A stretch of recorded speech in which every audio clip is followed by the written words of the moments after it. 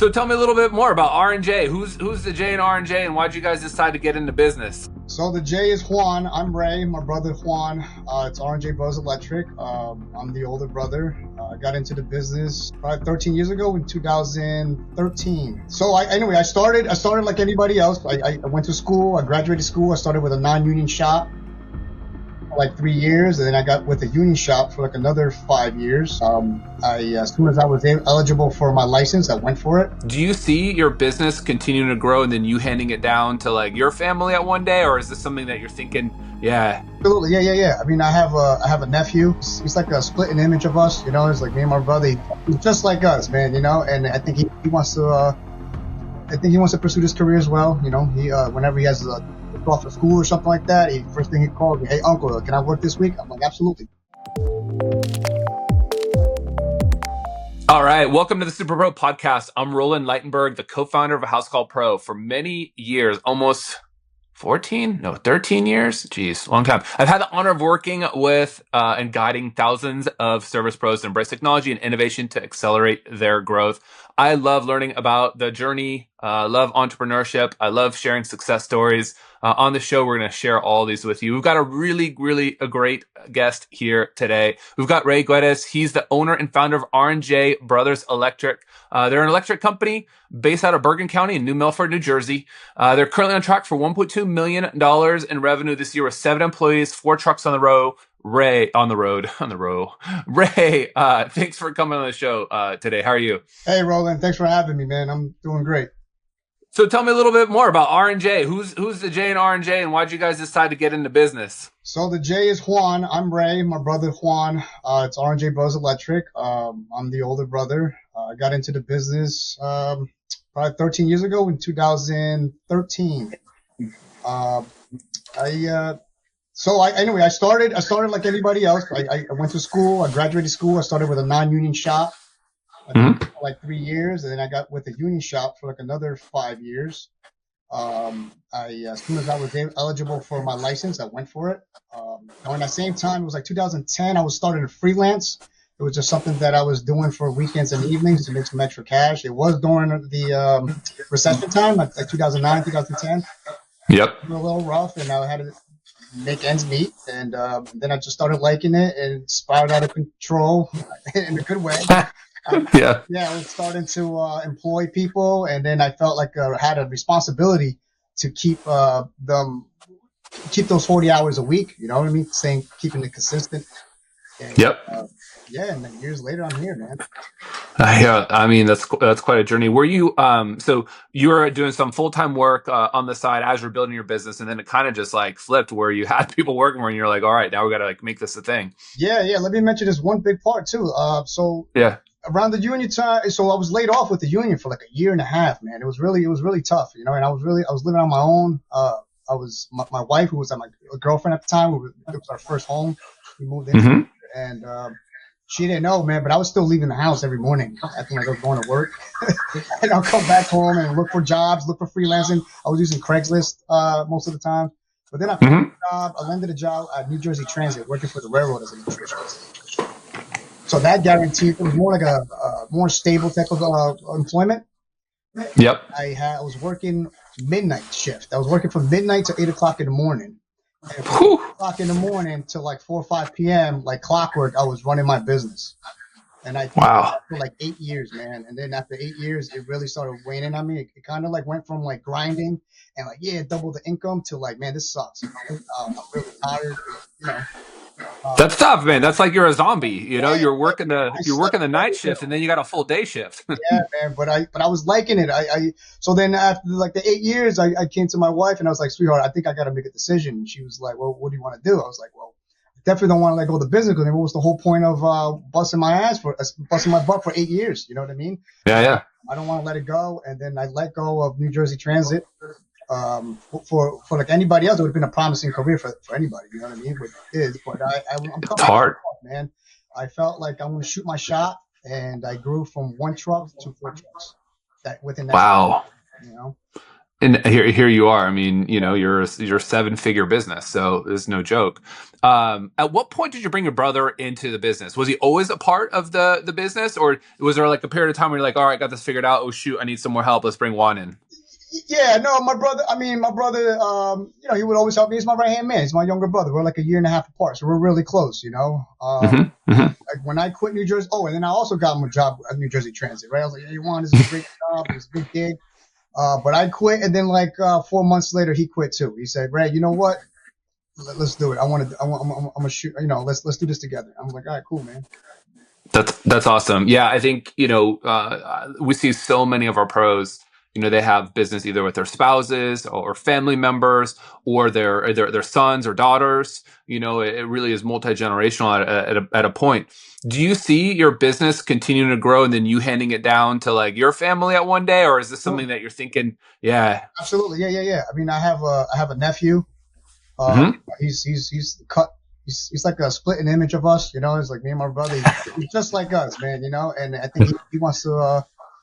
I think he wants to pursue his career as well. He whenever he has off of school or something like that, first thing he calls me, "Hey, uncle, can I work this week?" I'm like, "Absolutely, dude." Totally. Yeah.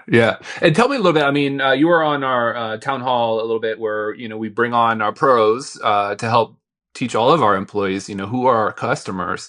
But you were talking a little bit about expanding and kind of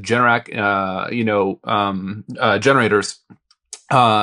I think with, climate and who knows, whatever else, like everybody, it's nice to have a little bit of backup power. So how are you going to think about adding that to your business? How are you going to fold that into it? How are you going to train yourself? Walk me through what it looks like going from, full electrical shop and then adding a whole nother, I want to maybe call it a subdivision, but it's a big part of business. It is a big part of business. Roland, I don't have it all figured out, right? But because I don't, I'm always trying to figure things out, right?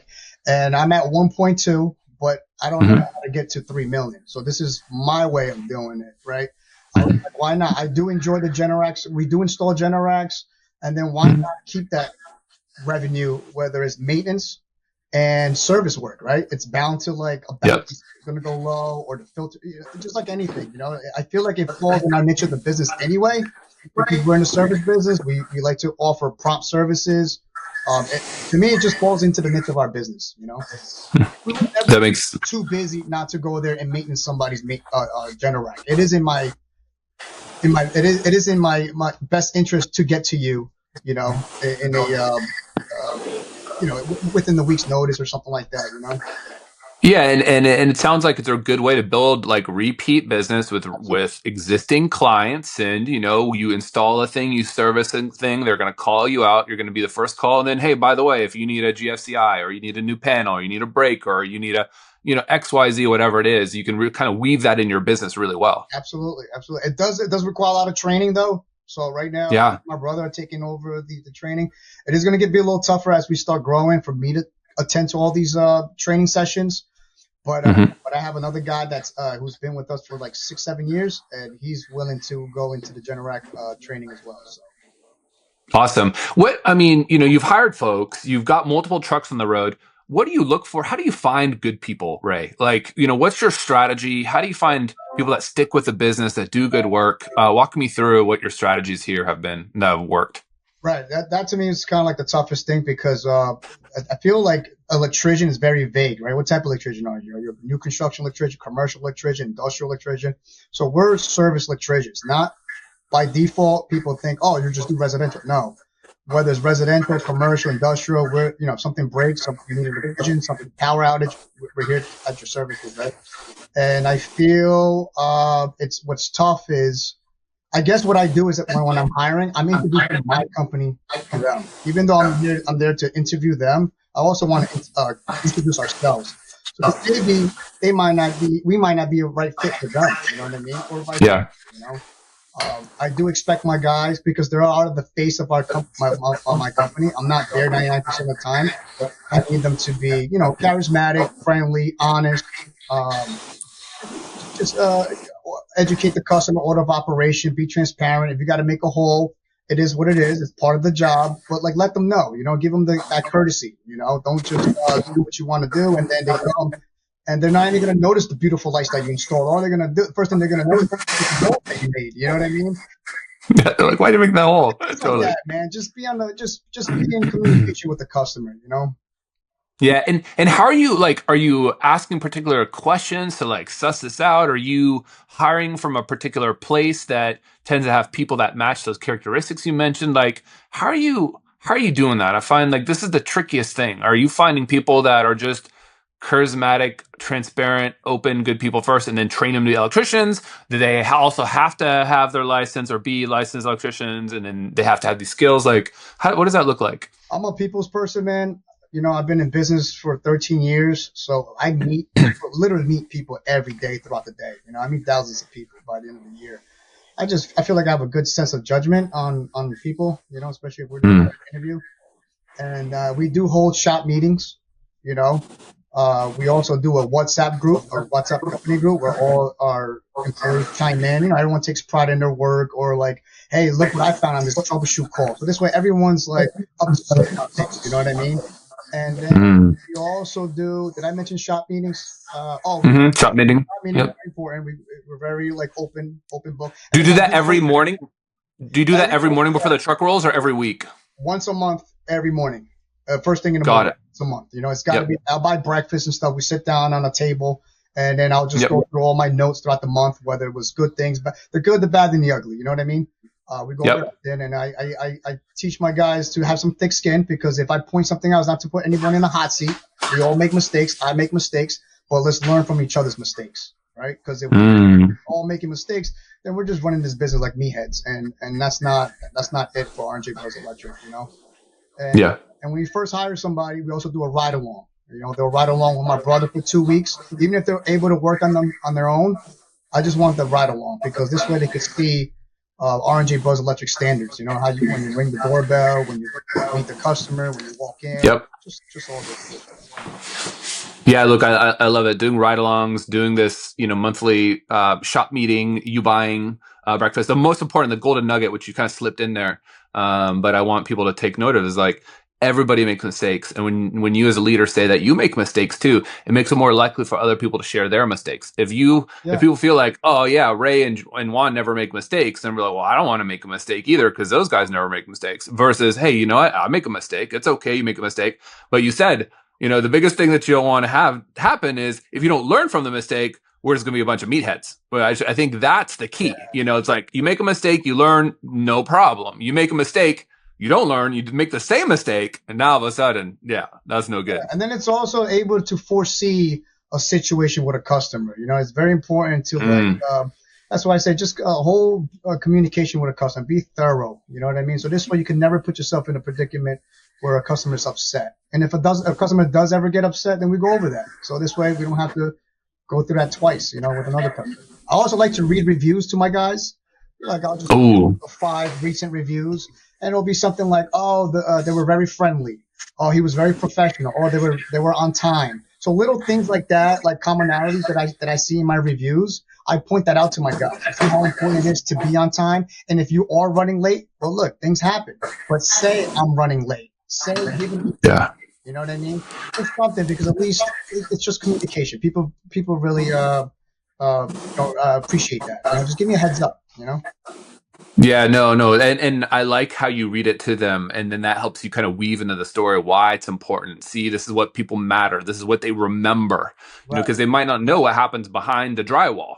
You know, they might not know what happens in a lot of the work because it's invisible, you know, to a lot of people. You know, but it's really how you made them feel. You know, and did you do the right thing? I like that a lot. What, you know, when you think about, you know, R&J in the next couple of years here, you mentioned kind of Generac as one means to kind of boost revenue, get up there, get in the home again. What else are you doing? Are you doing marketing? Are you doing more word of mouth? Like, what else is going to help grow R&J? So January, February, and March is our slowest months of the year. And it's been like that pretty consistent. Like every year, it's just always the same, right? So this time around, I'm actually smart enough. I'm actually trying to prepare for January, February, and March, rather than be like, oh man, we're slow. You know, I don't want to be in that type of situation. I want to prepare. So what am I doing? I came up with some door hangers. I actually learned it from Alex Alvarez. He's my business coach that I've been meeting with every Friday. and one of the discussions was coming up with door hangers, right? And the strategy is this: if my guys show up on the job, let's do a generator installation. At the end of the day, before you go, one guy takes 5 houses to the right, one guy takes 5 houses to the left, and leaves some door hangers. Now, we're not there to sell. We're just there to introduce ourselves. Hey, you know what? I'm working right over there. You see my truck? We're doing a Generac installation. I just figured I'd stop by, introduce ourselves. Here's our door hanger, and hey, have a great day. If you ever need anything, I don't want to take anybody's time and try to sell them anything while we're doing that. Yep. And that's great. Yeah, and then we have like a tech name at the very top, so where they can write in their name, and that's how we're going to track the leads, and we'll incentivize our guys. So this way they don't feel like they're just jogging all around the neighborhood because the boss said so. It's listen. Yep. There's a reason. Yeah. You're getting paid for it, so. Yeah, no, I love it. 5 rounds are definitely a really good, solid strategy. And look, I think that the key here that you mentioned that people maybe also didn't notice is like, you're not trying to sell them anything. You're just leaving your information and letting them know you're doing some work at the neighbors. Yep. That's it. So if you happen to see the truck around, now they know what you're up to. That's it. It's just a courtesy. I'm letting you know if you have any questions, here's my info. And so I think, that is a really good way to just build some rapport. Customers are like, oh, okay. If we ever do want to get it done, or maybe I'll go talk to my neighbor and see how much it costs, or if they like it, or why they did it. It sparks a little bit of imagination. So I love that strategy. You're planning on using it here to get kind of through the slow season. If you had to rate yourself between like a 1 and 10 from tech savviness, 1 being like your in-laws that can't figure out how to turn on the TV, to 10 being, like a Steve Wozniak or, who knows, a Sam Altman, all the way on the other side. It's like where do you lie? I'm not going to say a 10. I'm going to be honest, because there's always something coming out. I have my secretary is my younger cousin. She's 26 years old. I feel like sometimes she could be a little more savvy than I am, and I ask her for questions. So we're like a team, you know what I mean? If my weakness could be her strengths, and vice versa, as far as in the office goes. But just shout out to you guys too, man. Like using Housecall Pro, I get lots of compliments too. Like people love the tech savviness that the software that we use, because we use we have a job reminder. There's an on my way text button, and then they get to see their real time when the tech is on their way. Yeah, that's right. Are you using the GPS tracking device so it links it to there so they can actually see the trucks on the route? Yeah. We use that, and then Yep. You're very review driven. More reason because we're in the service business. We want to see, want to show people, their reviews and that we're backed up by hundreds of 5-star reviews. Yeah, I mean, you guys have been using Housecall Pro for 5-6 years, for a long time. So you've definitely seen it go. What was that? Talk to me about that moment before Housecall Pro and then after. Like, what were you looking for? What happened? What problem were you looking to solve? What was the where you're like, all right, we need to go find something? And then how did you even come across Housecall Pro? I came across Housecall Pro definitely on Facebook, whether it was like the Electricians group or just Facebook sponsor ad or whatever. Yep. But I you know what? I don't know when was that milestone where because I was using Joist in the beginning. Yes. Yep. I think I'm not sure. I think I did a demo with you guys, and I just liked all the features. I was like, man, because I was getting to the point. This was happening. I was getting to the point. I remember when Pipeline first came out. That was the best thing that you guys came out with, because I was at a point where like I can't follow up with these estimates. You get 10, 15, 20 estimates get sent out. It's very difficult to follow with every single estimate. And then with upcoming estimates, appointments, and emails, it's very difficult. So that really grew the business for me personally. Yeah, and I think a lot of people that might be listening are like, what's Joist? So Joist is kind of similar, but it only really does kind of like invoices. It's just it's kind of level entry, basic. Yeah. Yeah, and when you get started, you want to look a little bit professional. That's great. But then, like Ray said, like once you start getting more appointments, once you start getting more estimates, and you leave those things out there, you really need to start kind of automating. And I think that thing, and I feel like we released Pipeline maybe a couple years ago, 3 years ago, maybe now, I forget. But like, that. Yeah, yeah. And so that, there's two functions. That one is it gives you like a really cool kind of like what's called a Kanban board. Kanban doesn't mean anything, but think of like a big whiteboard and you can move all your jobs from left to right. But then the automation is in between each column. So if you want to move it from estimate to either an accepted or declined estimate, you can set up an automation that automatically follows up. So when Ray's like, yeah, it's automatically following up, is well, you can set up the rule, you can say what you want to say, and it'll just do that. Especially when you're not the one that gave the estimate. Yeah, we do like 3 follow-ups, and every single one is slightly scripted differently, so it doesn't sound so bot. But yeah, I don't know what my numbers are as far as like KPIs, but we get a lot of like on the third attempt, people will be like, oh yeah. I totally forgot. I was so busy. Yes, let's move forward. You know what I mean? So if it wasn't for that third attempt, we'd have left money on the table. And that happens a lot. Oh. Yeah, that's a great tip. I think a lot of people, they might follow up, and if they do, they follow up once, and then after that, they forget. But it's usually not people that are like, oh, I don't like the pricing, or I didn't like Juan, or I didn't like Ray. As busy as you are, They're busy. Yeah. That's it. You just got to remind them. Yeah, and I think a lot of people get kind of anxiety. They're like, am I being annoying? Or like, are they going to get pissed off at me? Or, whatever. It's like, no, they just got busy lives. That's right. Just like you do, and so just reminding them. So I think what you did is right, which is like a little bit of a different script, like, when you send it out, say like, hey, I'm just reminding and just wanted to follow up, rather than trying to do some sort of hard close or offer some crazy deal on the 5th one or something. Just, I think most people are just busy. And so you just got to follow up. You use a lot of features, Ray. I mean, you've been with Housecall Pro for a long time here.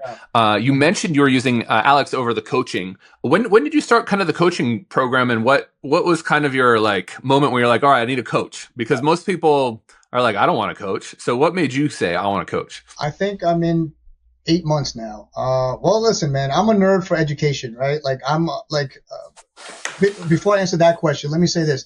I took a landscape lighting seminar, and I remember like my electrician friends were like, that's a waste of money, bro. You're going to be there with landscapers or bottom feeders or whatever, right? But I truly like landscape lighting, man. And I went anyway. I took my brother with me, and we still left that place learning a thing or two. So much that I couldn't wait for my next shop meeting so I could share everything that I learned with my guy. And now our landscape lighting jobs, we sell. We have a percentage of selling. The way we do things, and it's on my Instagram. I like to share the landscape lighting because you make someone's house look beautiful. Yeah. I think and then when people come over, oh wow, who did your lighting? R&J Brothers Electric. You know what I'm saying? So it's like another incentive for people. To us. You know what I mean? People love. Yeah, that's a really good, not just like lead magnet, maybe it's the wrong word, but just like when people can display the work that you've done and it becomes a talking point. I think landscape is probably one of the biggest investments that you can make in your home that actually has a great ROI. When it comes to if you were to do resale, but not every job has got to be a big ticket. You know what I mean? Like, I mean, obviously we're making money. I'm charging. I'm meeting margins that I have to meet to. But listen, I just feel like that is like it's like a bait. It's a good hook. When people come over and they see your house nicely lit up, it's nice. Mm-hmm. Ask who did the lighting. You know what I'm saying? So, yeah. And I talk to a lot of electricians too, and some of them are like, I don't do low voltage. Low voltage is for like the landscapers, or like there's like low. Like I'm an electrician, I do low voltage. But like, look, this is low voltage in my lights, and everyone's always like, oh, your bookshelves, they look so clean, they look so nice. It's low voltage. Yeah, or like little stuff over here behind the tiki man. So I think there's little things like that. It's a really good trait for entrepreneurs is to not think that anything is beneath them, because that's like such a big difference maker between what I see successful entrepreneurs and ones that are like, don't take shots. Yeah. But I did decide to take the business coaching because I don't know it all. And I feel so comfortable admitting that, you know what I mean? I don't know it all. I don't have it all figured out, but because I want to innovate. I want to learn more, and so far with you guys, I've grown a lot more, and I've been using a lot of the things that I learned during these sessions. I played into my business, So and look, a lot of our pros, they get into business because they're good at the trades, not because they're good at business. And so it's like that's a whole different thing you need to learn, like P&L. What are you doing from like leadership perspective? And there's just like a whole bunch more things that you don't really. it's better to learn from someone else than learn like the really hard way, and pay for it, and you just stunt your growth. And you guys have been a great example of like how fast you can grow and how big of a business you can build, in a short amount of time. One of the things that people probably also don't realize is you guys do a great job on your Instagram, but you guys have, I mean, impeccable reviews and so many more reviews than anyone else, like kind of in your area. You guys are, I don't know, above 750, or I felt like you guys are going to probably get 1,000. My guess is by the mid of next year, you guys will be 1,000. I want to make like a little milestone party for that 1,000 reviews because I'm very proud of them, man. And they're not just reviews; they're reviewers, right? There's real people saying nice things about us. And like I said, I like to highlight. I read every single review that I get. It's not like it's never like old to me. It's always I always get excited for a 5-star review, and I read it to my guys just so they could hear it. That is not just coming from me; it's coming from our customers, our community. You know what I mean? So it's like let's keep doing it again. Let's yeah. And look, I always recommend people too, when you ask for a review, ask customers to upload pictures. When I look at your reviews too, I see people are uploading pictures of the work that you and your crew did, and so if I'm looking for electrical work and I'm like looking through this stuff and I'm looking at, guaranteed my wife is looking at this stuff. She's like, oh, does it look nice? Does it look clean? Does it look professional? Like pictures tell 1,000 words. So, clearly words are great in reviews. If people want to leave pictures, that's even better. And in the world of AI too, AI can see what's in the pictures, so all of these things are going to help bring you to the top of Google, the top of AI searches, when people are asking ChatGPT, when people are asking Gemini, hey, who's the best electrician? Show me a picture. Well, guess what? If you don't have a picture, you're not going to get featured in that, but a lot of people look for those kind of things. So you're almost just future-proofing your business in a way, and you guys have done a really, really good job at getting out there. What do you think is the most underrated feature at Housecall Pro? You've used it for a long enough time. You know what's going on in the Facebook groups. What's something people don't realize is like just a really underrated feature that they should be using or should know about it? I think the attempts to reach out to somebody upon a job finished, getting those reviews, because sometimes if you try to do it like on your own and call, hey, do you mind? Chances are they're too busy to leave a review, but if you do something automated, by the third attempt, they'll leave you a freaking review. I'm like, yeah, these guys are real nice guys. Let me give them a review. That, and I also like the feature of the cam video, the pictures, and but now you can put videos, 5-minute videos onto your quotes or invoices, and we use it for quotes because not every time. Let's say I'm there for an estimate.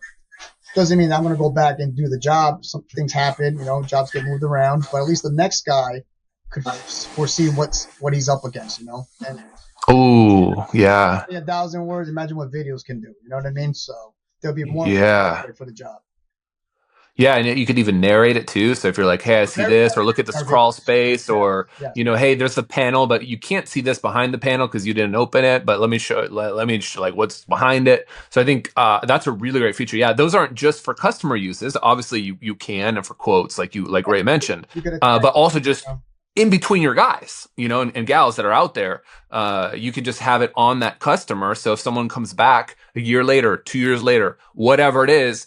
I always tell people, like, look, before you put any of the finish work up, before you put any drywall up, take pictures of where the electrical is. Because if you go, have to go back or for whatever reason. Yeah. And it all gets uploaded onto a customer's profile. So you can see, everything that's attached to the jobs or the estimates.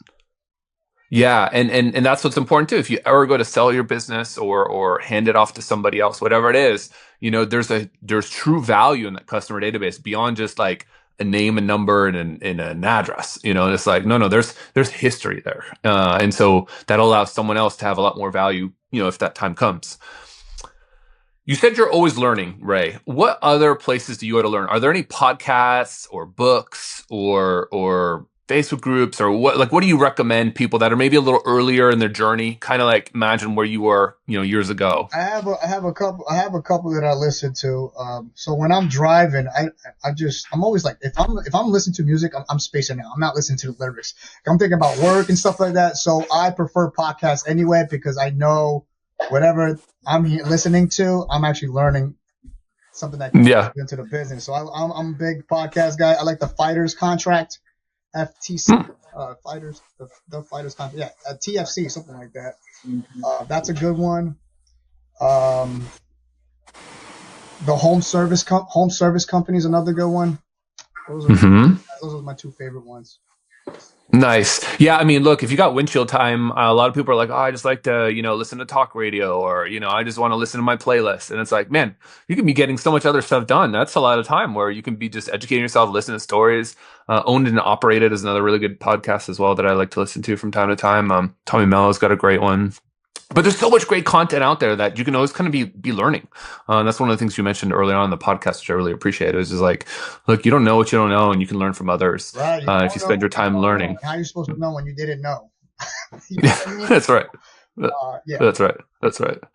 Ray, I love asking this last question here. What's something you would tell maybe 20-year-old Ray, 25-year-old Ray? What would you tell him what you know now? If you could go back in time and tap on the shoulder and say, Hey, little Ray, listen to this piece of advice. I would say staying consistent, man. Stick, pride and discipline, routine, structure. If you start something, finish it. Things like that, Yeah, consistency, finishing what you started. Those are all really important. That's awesome. Ray, thank you so much for jumping on the Superpro podcast. I really appreciate you spending the time with us. 30 minutes has flown by super, super fast. Thank you, as I thought it would. Everyone else that's listening, if you are using Housecall Pro or you aren't, you want to go take a look, you can always go to housecallpro.com/podcast deal. You can always text me too. I'm a real person, 858-215-1512. I'll get you to where you need to go. I might not know the answers, but I promise you, I know someone that does. So feel free to text me. We'll have another special guest on next week. Our super pros are our best pros at Housecall Pro. Ray, thank you so much. I look forward to seeing your business continue to grow. R&J, New Jersey, thanks so much. All right, take care, everybody. The Superpro podcast is brought to you by Housecall Pro, the leading platform for the home service industry. Housecall Pro streamlines your workflows and simplifies everything from scheduling and dispatching to communication and billing. Unlock the full potential of your home service business with Housecall Pro. Work smarter and more efficiently with streamlined workflows and detailed analytics. Win more business and serve your customers well, every single time. Join more than 40,000 home service pros who have already revolutionized their businesses. Work smarter with streamlined workflows, get organized with centralized information, and scale your business your way. Learn more at housecallpro.com.